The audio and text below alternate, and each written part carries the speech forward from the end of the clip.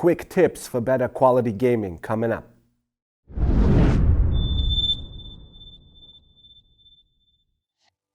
What's going on, everyone? My name is Amal. Thank you for checking the video out. If you like the content, make sure you hit that subscribe button and also the bell icon so you can be notified when new videos come up.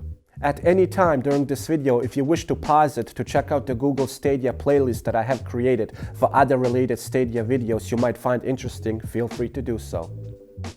First tip I can give you: if you're using Wi-Fi, try to avoid using a wireless repeater, and also if you can, be in the same room as your Wi-Fi router.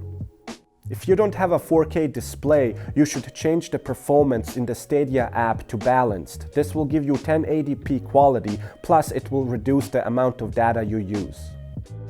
If your screen doesn't support HDR, the image is better if you disable it in the Stadia app. This is according to some users that tried it, so give that a try and see if there's any difference.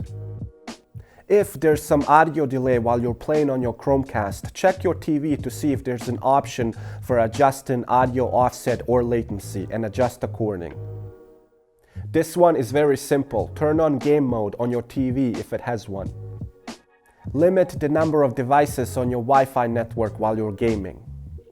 If you're having problems launching some games, try signing out and back in. If that doesn't fix the problem, there might be an issue on the server side. In that case, you need to contact support.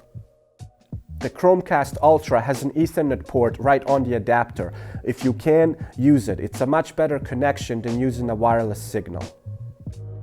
This one's pretty easy. Check to see if there's an update for your Stadia app. If you don't, you may not receive the latest features. If you have a choice between 5 or 2.4 GHz band, make sure you use 5, it's much better.